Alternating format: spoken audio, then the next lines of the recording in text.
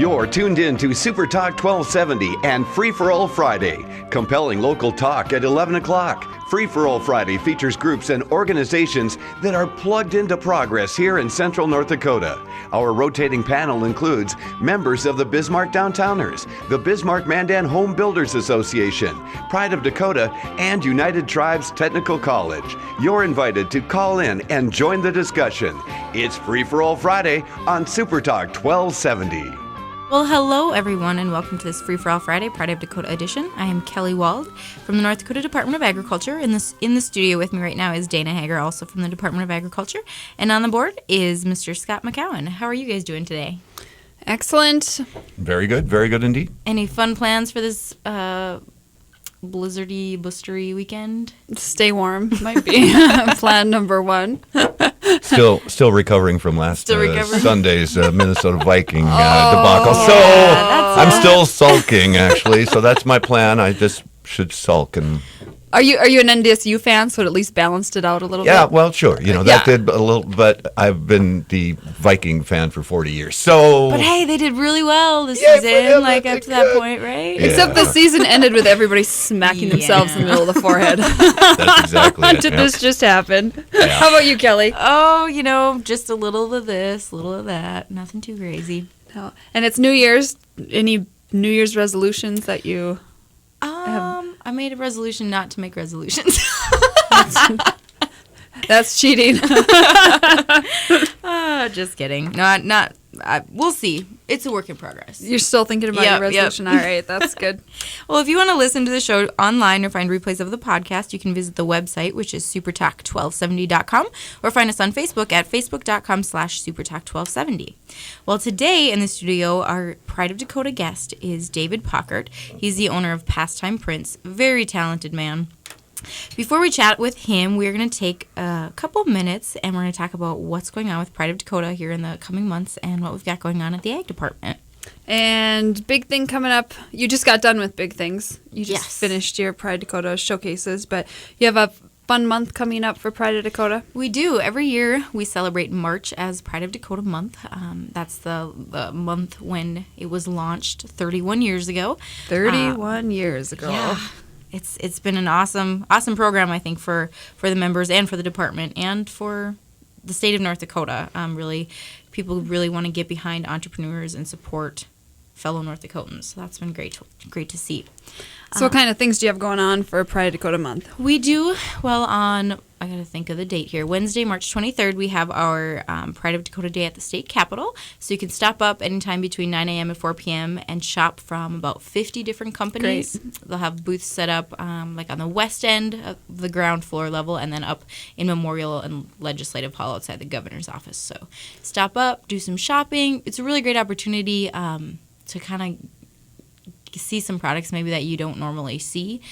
Good exposure for new businesses that are in the program, and it gives you a little bit better opportunity to chat with some people than like a typical show setting.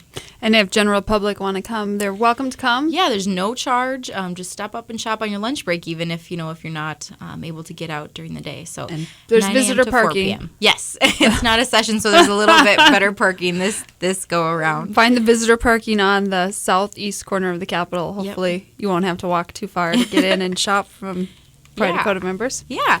And then, Dana, I know also coming up we have the North Dakota Farmers Market and Growers Association and Local Foods Conference next month. You want to talk a little bit about that? Yeah, that's actually coming up before the Pride of Dakota month of festivities.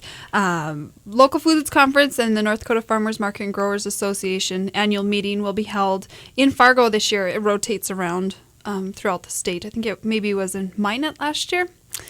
And so we're moving to Fargo this year. It's you can spend all day Friday. There's a workshop in the morning. It's called a Veggie Compass Workshop, which is a software program to help people growing specialty crops kind of manage their business a little bit better. Yeah, so it was a big hit at the one last year. Really popular. Yeah, everyone seemed to like it, and so we're going to bring that back. There's no additional charge for that Veggie Compass Workshop. But that takes place on Friday morning, and then the conference itself kicks off right around noon, and then goes through the end of the day on Saturday. Lots of great speakers. They've really done a good job getting their agenda pulled together. The very first speaker is going to be Adam Montre from Michigan State University, and he's a hoop house outreach specialist. Hoop houses, definitely something that you see them all over the state now. Easy way to extend your growing season in North Dakota, which we all know is quite short. Yes, and so it helps you get the plants in the ground a little bit earlier in the spring, and then lets you harvest a little bit later in the fall. Some great success stories coming out of that. So he's going to talk to the group about some great things that people can do with that. And then we go into some breakout sessions for the afternoon. Everything from let's say you're a farmer's market vendor, or maybe you just have fruits and vegetables that you sell and you want to get into larger production, they're going to talk to you about how about getting into a grocery store or something a little bit larger, do's and don'ts to that. Things like saving seeds. How do you select vegetable varieties for North Dakota? It's a total different ball game here than it is for other parts of the nation, obviously with our growing cycle. So that'll be Friday. Friday night there is the North Dakota Farmers Market and Growers Association annual meeting and a banquet that night. So conference attendees can attend that. And then they kick off Saturday morning with great stuff. Good speakers coming in, talking about food safety, diversifying through agritourism. Agritourism is a huge thing right now. It's really picking up in North Dakota. Yeah, people are not just the people coming through wanting to get a little piece of North Dakota agriculture, but also the people that live here that maybe aren't around it or don't have family that are out in farming and ranching or out in the country. So some of these people can get out and try that. So yeah, great day, full day. Cost to attend. If you're going to attend the whole workshop, it's $55 per person. That includes all sessions, all meals, everything. If you're just going to attend one day, it's $35. Okay. So, and where can people sign up for this? You can go to our website, nd.gov/NDDA, and there's some information on there. Or you could send an email to jgood@nd.gov, and he can help you sign up. I know the Farmers Market and Growers Association, they do a great job promoting it as well, so you can always contact them. They've got a website as well. If you just search North Dakota Farmers Markets, they'll pop up. And they've been doing some great things with farmers markets too, so I expect an exciting year for the conference. Sure, awesome. And just really quickly, I know the Department of Agriculture is now working with Game and Fish on our coyote catalog. Can you kind of explain what that is? Yeah, so the coyote catalog started a few years ago as a way, hopefully to help ranchers that have some coyote issues, and help farmers then help hunters then find land to do their coyote hunting and trapping on. And so it's kind of like an online dating for land area, for landowners and for coyote hunters. We try to connect them. Hunters sign up on the Game and Fish website. Landowners that have some coyote issues and would like someone to come on their land and try to help them with that can sign up on the North Dakota Department of Agriculture website.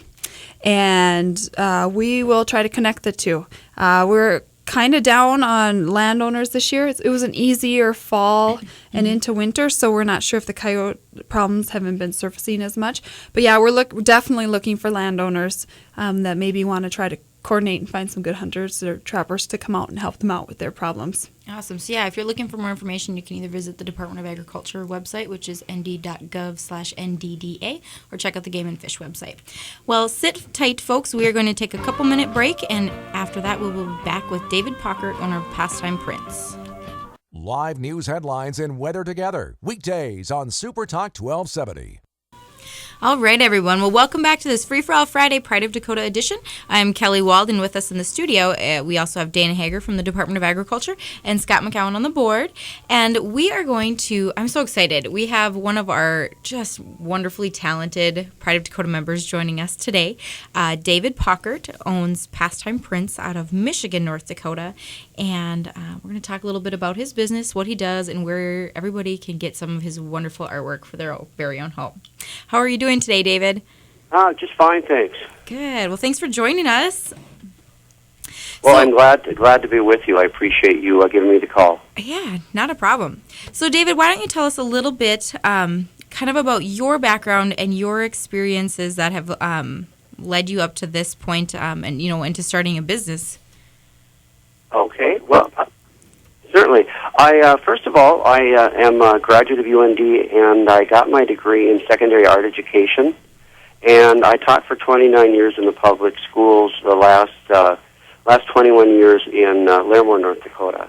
And so I've always had an interest in art and developing things and hopefully being creative in doing the types of artwork that I produce. And so that kind of got me started.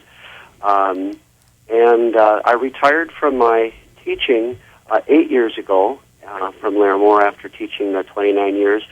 And it was a time in a kind of a crossroads in my career where my business was starting to build to a point where I needed to make the decision whether or not I continue and expand with my business or I continue my teaching. And so at that point, it just felt like a great transition into further developing pastime prints.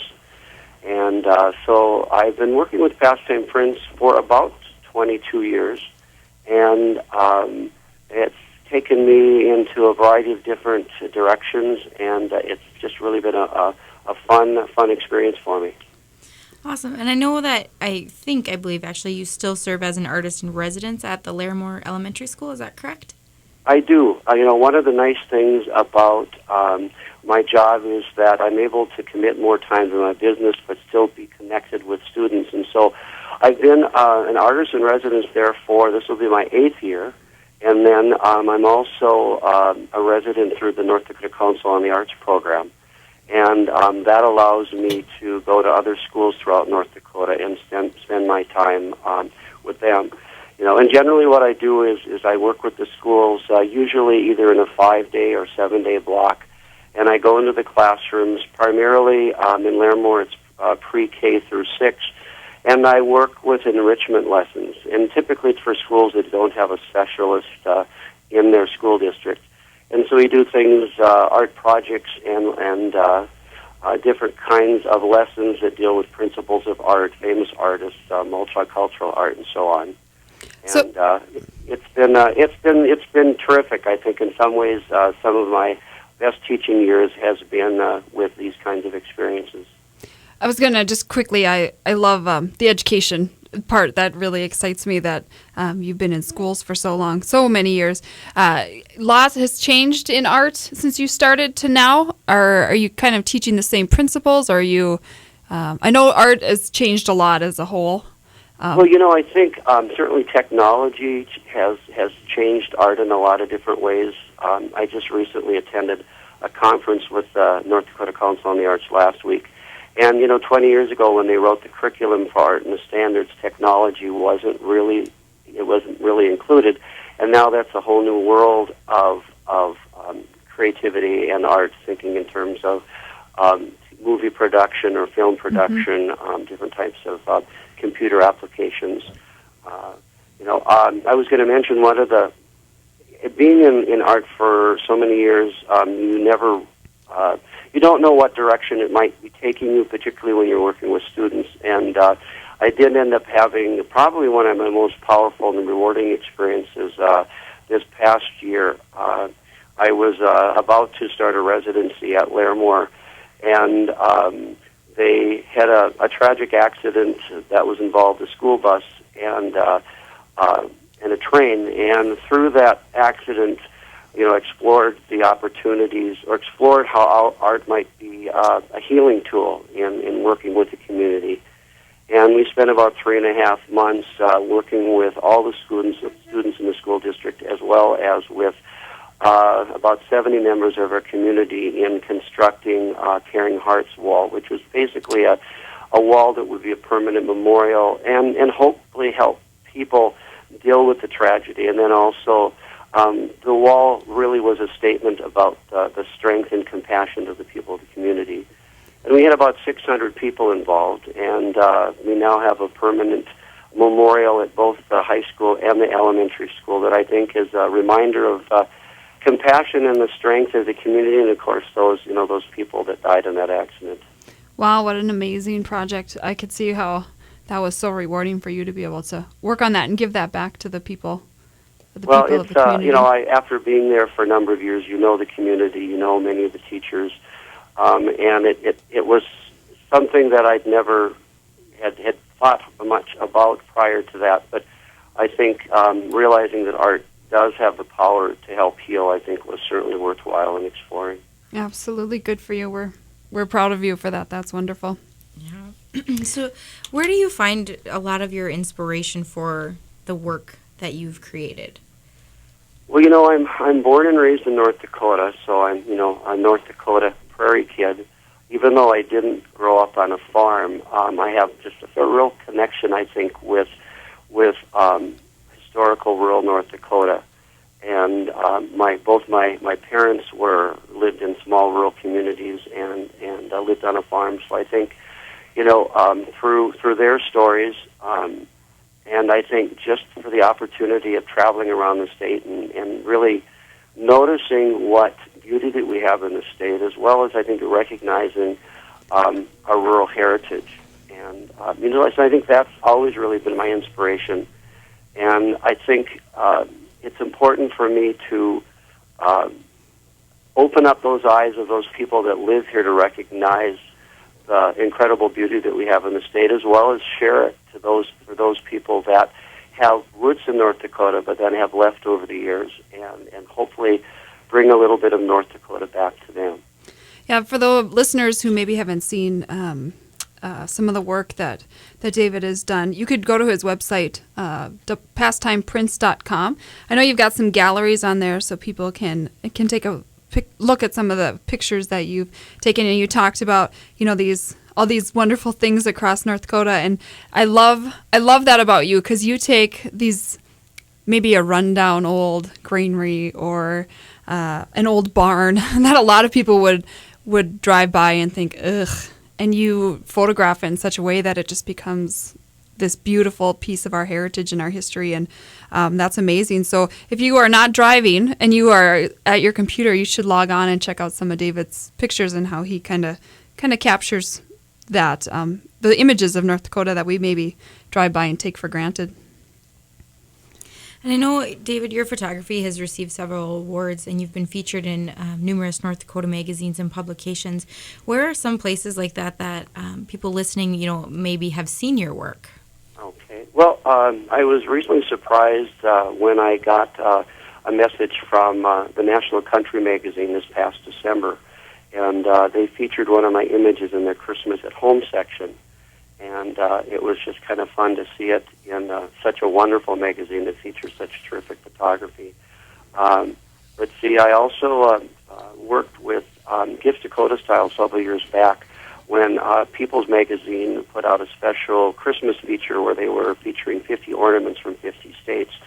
And I worked with Linda there at Gifts Dakota Style in designing and developing a Christmas ornament that represented North Dakota, that had an image of a bright red barn on a frosted morning that I think just a lot of people could relate to, and really showed certainly the beauty of winter in North Dakota. Horizons magazine has carried some of my images. I was fortunate that the National the Farmers Union magazine did a feature on my work, as well as the gallery that my wife and I operate. And Prairie Public TV used my images or my note card sets as one of their special gift incentives for their Churches of North Dakota segment. So it's really been fun to be able to, connect with some of these larger groups and organizations. That's really cool. And I just quickly touching on something you said, that's, I think, one of my favorite parts about getting to work with the Pride of Dakota program and all the members is that you guys find these wonderful ways to work together, to collaborate, to take your businesses. You said you had worked with Gifts Dakota Style, and they, for those of you that are listening that don't know, they run a gift shop up in Minot, North Dakota, and they heavily focus on products that are made by Pride of Dakota companies. And so I think that's just really cool. That's one example of how, Pride of Dakota members are always working together and just have this really true entrepreneurial spirit, looking for new ways to showcase North Dakota and the awesome artists and talent that we have here.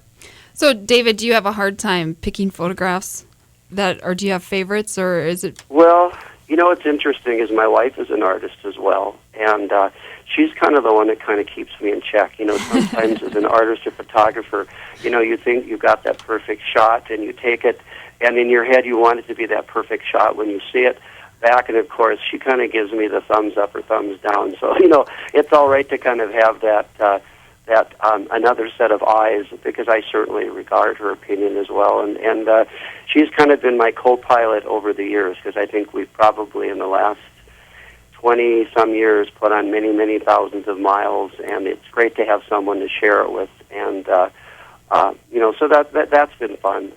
As far as images,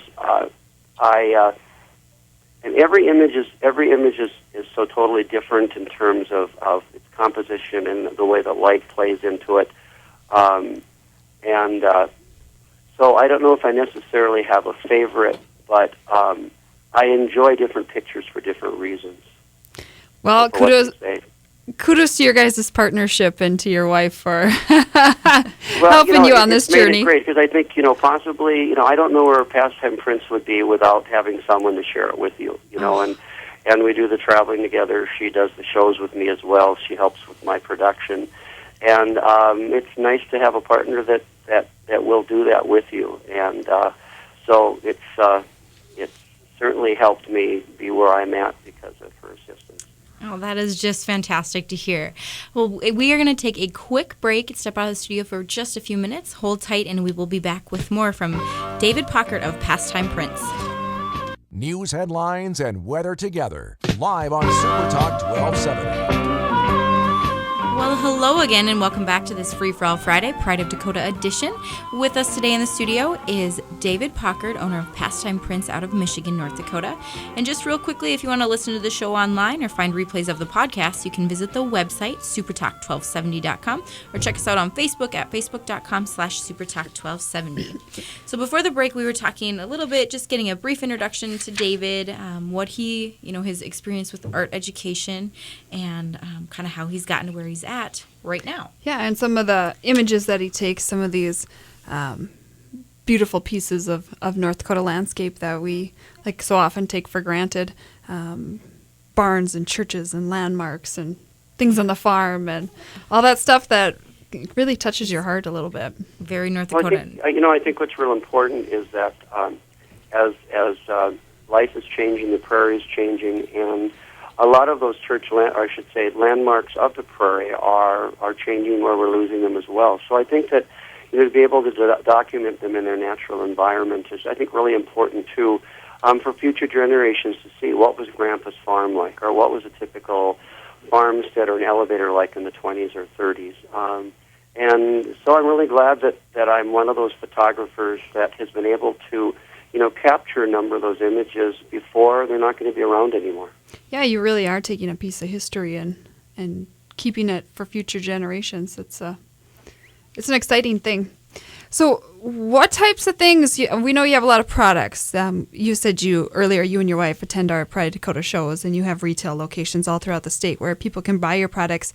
What types of products or artwork do you offer for people if they see an image of yours and they want to capture it or give it to somebody as a gift? Or okay.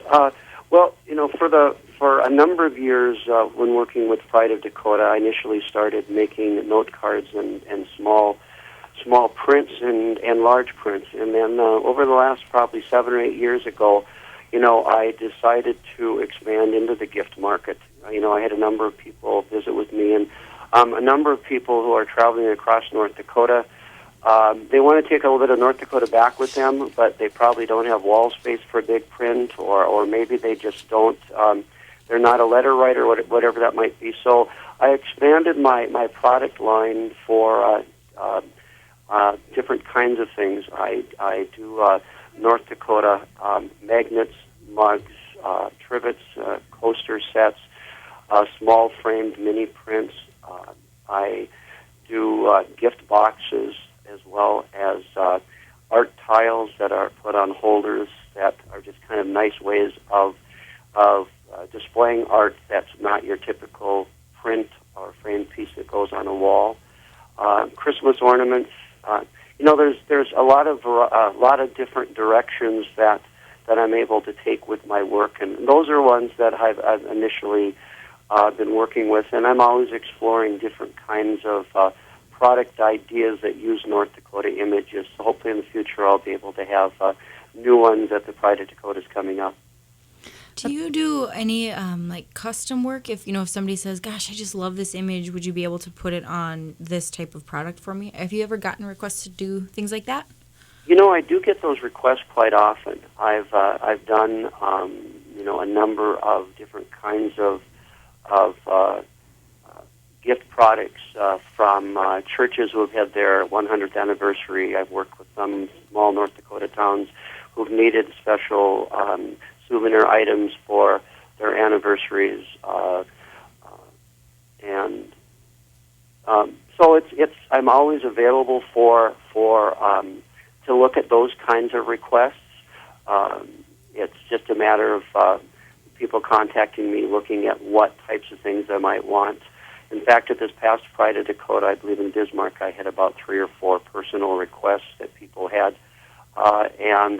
I certainly do my best to try to accommodate them if I can. What a great option, not just for individuals who maybe have some ideas in mind, but like you said, communities, or I know even at the egg department, we use some of your products to give as gifts. It's really nice to be able to capture a piece of North Dakota and then send it home with maybe a visitor from out of state or from around the globe as we sure. go. I do get a number. It's real fun when I do the Pride of Dakota shows because I oftentimes will have conversations with those people that are purchasing my products, and I might say, well, these are going to Japan, or these are going to... Wow. That's crazy, right? Oftentimes places, all over the globe. And I'm just really pleased that Pastime Prints has expanded in a direction that provides those kinds of products because there aren't a lot of them out there. And I think it's important to have artwork from North Dakotans who live in North Dakota, be represented and provide those kinds of products. So as a small business owner, do you have a busy time of the year, slower time? Is this now kind of a slow time for you? Or when do you find time to get out and take photographs and use your creativity? Well, I try to get out whenever I can. Over the years, what I've done is, when I was teaching school, is that I would try to get out, maybe just point the car in a direction to North Dakota and spend 4 days maybe exploring the northwest part of the state, or I might, pick another location. Typically, those times of the year, you get, the wonderful colors of harvest, and also I would do it in the spring, right when school got out. And then whenever I can, if I'm traveling somewhere in the area, I would just bring my camera with me. When you get those spectacular winter days when there's wonderful snow and hoarfrost, you just get yourself up and go and take advantage of the situation. Sure, dress warm. Dress warm. Yeah, that's right. Yeah, yeah, really. Today might be one of those days where I might decide, no, I think I'll probably stay inside. That's probably an okay call. Yeah, we were discussing that earlier. Yeah, stay warm today. Yeah, that's for sure. So in the last couple of years here, you've also published a book called Visions of the Prairie, My North Dakota Journey. Can you tell us a little bit about that book and kind of what went into making it? Okay. Well, the book came out. It's been just a little over 2 years now that the book's been out. And, since I've been photographing for a number of years, oftentimes it shows I've had people say, well, what are you going to put together in a book? Or, when might I see it, like that? And that really kind of made me think a little bit harder at the possibilities of actually putting the book together. And so in 2014, I decided that this was something that I wanted to do.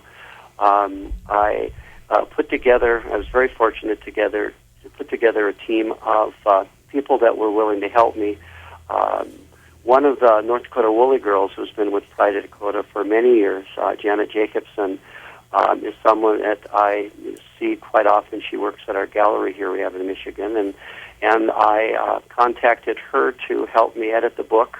Her daughter, who I knew well, who was getting her master's in art, helped me design the book. And then I was very fortunate to contact Janet's husband, Terry, who is an organic farmer outside of Langdon, North Dakota, who's been writing poetry for many years, and I was familiar with his work, and I thought, if I ever put a book together about North Dakota, his words and my pictures go so well together that I certainly wanted him to be a part of this project. And all three of them agreed to help me, and I was very, very fortunate to have their assistance. And we took about 10 months to finally put the book together. It really encompasses my 20 years of traveling the North Dakota backroads. And I really wanted it to be a tribute to the vast beauty of North Dakota, and then also to the heritage of those people that settled here. And so it includes sections on North Dakota landscapes, landmarks, barns, churches, seasonal images. And Terry has about 14 of his wonderful poems in the book as well. That's an awesome project. I assume 10 months doesn't seem like a long time. You must have been really busy during that time pulling all this together. Was this something you enjoyed? Would you look at doing something else like that again, or? I think I would. I think the feedback from the book was really tremendous. I had an opportunity to have a feature in the North Dakota Farmers Union magazine, and I really had no idea what kind of a population or public that they had there who read their magazine. And I think, I got calls from all over the country. I think probably my out-of-state sales was probably as large as my in-state sales for those people that have really a fondness for the North Dakota prairie and their connection and roots here in North Dakota that have left. And yet it was really kind of opened my eyes to all those people that really have a fond connection with what we have here in North Dakota. So, it made me feel really good to have that opportunity to have the book be a means of getting a little bit of North Dakota back to where they live. Absolutely. We're going to take a break here in just a little bit, but can you just quickly touch, you also, we haven't talked about this yet, but you also work with some North Dakota universities. Yeah, I have, over the years, I've particularly worked with the University of North Dakota on a number of their projects. It's been a few years back. The Chester Fritz Auditorium used a wide variety of my images for their yearly booklet.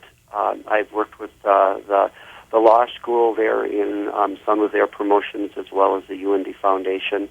I've also developed a variety of some products that have images from a number of the colleges, NDSU, Minot State, that I think speak well of really the beauty that they have just in their campuses and the history that they have, there as well. Very cool. Well, we are going to take a quick break. Hang tight, and we will be back in just a few minutes. Currently 18 degrees. Well, thanks for hanging with us today, folks, on this Free for All Friday Pride of Dakota edition. We are in the home stretch of the hour here, talking to David Pockert, owner of Pastime Prints out of Michigan, North Dakota. And if you are interested in looking at some of David's work, you can check out his website, which is pastimeprints.com. He's got all kinds of beautiful photographs and of his work, and then also of different products and things that he offers. So, David, we've talked about how you got started, the different items that you offer. Can you tell us, if somebody is really interested in purchasing something from you, where's a good place for them to start looking? Well, I do have a number of outlets around North Dakota. I work with probably about 45 to 50 retail stores. A number of them are specialty gift shops, drugstores, and some larger locations. The North Dakota Heritage Center carries quite a large variety of my work. If they're in an area where they might not have an opportunity to check out some of these stores, they can also either check out my website and purchase directly online. I've got a 38-page catalog online, or they could just email me, and I could give them information on where there might be the closest local outlet to purchase some of those items. Could you let listeners know what your email address is, if that's an option they would like to? Sure, it's D. Pockert, which is Paukert, at Polarcom, POLARCOMM.com. And I've been on your website kind of looking around here. I'm even on my smartphone, and I'm looking. You have a great page on there showing the locations around the state. And you really do go from one end of the state to the other, from Watford City, I see, all the way up to Walhalla, Velva, you've got Place there, Mott, even, let's see, mine at Mayville. But you've got a presence all over the state. So there, I've tried to make my work accessible, and so I've been pleased with the response, and hopefully we'll continue to develop more outlets in the future as well. Would you say, and I know it'd probably be difficult to track, when you're talking about retail stores, but with your online orders, is your customer base mostly here in North Dakota, or is it people, regionally or nationally that maybe have some sort of tie to the state? I would say probably it might be about 50-50 of local and then regional and national. Oftentimes what happens is that someone might receive, let's say, a note card, or they might receive a gift product that lives out of state, and they might be requesting for other items or a repeat order. And, so I find that happens quite often. With my North Dakota book, I would say that there was really quite a large population of out-of-state people that purchased that product as well. That makes a lot of sense. If you are here, you sometimes don't take advantage of it. You take it for granted a little bit that you're here. When you're out of state, you really want to maybe take a piece of that with. Again, like we talked earlier in the show, excellent gift ideas for pretty much anybody, local, national, worldwide. David's prints really do capture a beautiful part of North Dakota that is something anybody would love to receive. So it's fun to go on your website and just browse around and look at how you capture those. Well, thank you. So any plans for, say, you're still at the school, so we know you're busy with that, and we know you have a lot of other things going on. Any plans for expanding your business or any future big things on the horizon for you? Well, this is kind of the time of year where you sort of reassess the past year and you look at kind of where you're at and what you might be looking for the future. I did hire some additional help for me to work on producing a number of my products, and I think that's just real important for me to be able to offer what I do and be able to keep up with my orders, both retail and wholesale. I'm always looking at different kinds of products that I can offer those people that purchase my work. So this is kind of that time within the next 3 months where I'll be analyzing and experimenting with different kinds of things that will hopefully be available in the spring and through the rest of the year. You also you and your wife Amy Jo also operate the Heritage Arts Gallery and Gifts store in Michigan, and that's actually a cooperative. Can you kind of tell us a little bit about the artists that are there and how that came to be? Sure. Heritage Arts Gallery, we're actually entering our 16th year, and it started back in about year 2000, where one of the larger buildings along the highway in Michigan was renovated, and they moved our clinic to the center of the building and another business on the end, and there was an open space on one end that they were wondering whether or not I was interested in being a tenant. Teaching full-time, it wasn't something that I felt that I could handle myself, but we knew a lot of artists throughout the state and decided, that a co-op might be just a really good avenue to take. It's something that we always talked about and wanting to do maybe when I retired, but the opportunity was there, and so we started the co-op, which basically is made up of artists throughout North Dakota. We carry really quite an extensive, eclectic variety of art and gifts. In 2000, we started with about 23 people and expanded to over 50. And it's really been very rewarding for us because we're right on Highway 2. We typically, in our summer months, get people from all of the United States, as well as people that are traveling across the country from abroad. And I'm just really proud of the work that our artists have in there. People kind of come across this little community of 300 people and get extremely surprised that they kind of walk into this little tiny shop and it offers what it does. And we try to certainly display it in a way that it makes it, I think, a fun shopping experience or a fun little stop for them. We do include just a real eclectic variety of arts, from pottery, handmade jewelry, fiber art, rose mauling, wood carving, china painting, photography, drawings, paintings. We've also included a number of Pride of Dakota products as well. We do have the North Dakota Woolly Girls and Joanna Steiner from Vitality, who've been a part of our gallery since the beginning, and as well as authors and musicians. So I think when people come, I think it's really nice for them to have an opportunity to buy North Dakota art and gifts from North Dakotans, and so that's been a really neat thing for us. Is there do you have a web presence with that, or are you guys on social media, or do you have any way that people can get a hold of if they want to learn more or see what's at that Heritage Arts Gallery? Sure. We do have a Facebook page, heritagearts.com, or Heritage Arts, I should say. And so they can see our Facebook page, which has an overview of a number of the different types of items that we do carry, and the people that are involved in our gallery. We have recently made a slight direction change in our gallery. After being in retail for 15 years, over the last year and a half, we've decided to include retail, but also change our focus a little bit, in that we are currently now a seasonal shop where we are open from May through September, or by appointment, and then also during the holidays.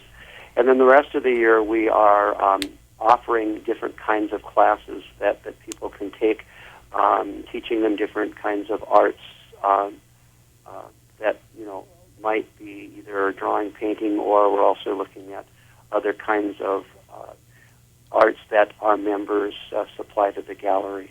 So all the members then take turns teaching, or do you get requests for different types of classes people would like to be? It's fairly new right now. We just started in September with our first class, and I know a popular phenomenon in North Dakota and around the country is the art and wine contest. Yes. And we offered 2 classes on a weekend. We needed to offer a third class, and then we also had a request from an elementary school. So we had about 100 people take classes in those 2 weeks. Oh, good. And we're doing another one here next week. And we're looking at a number of our artists and offering classes that show their expertise, whether it's wood carving or fiber arts or those kinds of things. So do you do a lot of marketing to get people to know that you're there, or how are people finding you? Well, we have used Facebook, of course, from our Facebook page as a means of reaching people in our region. And, that certainly is a great way. We do use local newspapers as well as posters and a lot of word of mouth, that type of a thing. And we're happy that, a number of the people took our first class weren't scared away and are willing to come for the second one, and so that's been, it's worked out well so far.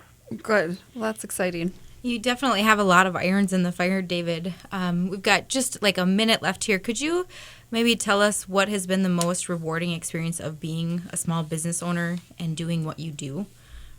I think the most rewarding for me is having a slice of North Dakota available to those people that want it, whether they live in North Dakota or whether they live away. I really appreciate the comments that we receive from people regarding that. And then also, too, in terms of Pride of Dakota, much of this never would have happened without Pride of Dakota. I started in '92 and got some wonderful advice on product development and packaging and marketing and networking. And, that's what's really kind of got me going, and continually going to the Pride of Dakotas from year to year. It's kind of like a family. You get a chance to see those folks again. I think they're encouraging you as well when you see what they're doing. And so it's really been a wonderful organization for me to be a part of and, to continue to be a part of in the years to come. Well, that is awesome to hear, and we just thank you for creating and sharing the beautiful art that you do share. Again, if anybody is interested in learning about Pastime Prince or seeing some of David's work, you can check him out online at pastimeprince.com. He's located in Michigan, North Dakota. David, thanks again so much for joining us today. It's been great chatting with you. Thank you. My pleasure. All right, everybody. Have a wonderful weekend and stay warm. ABC News, Super Talk 1270.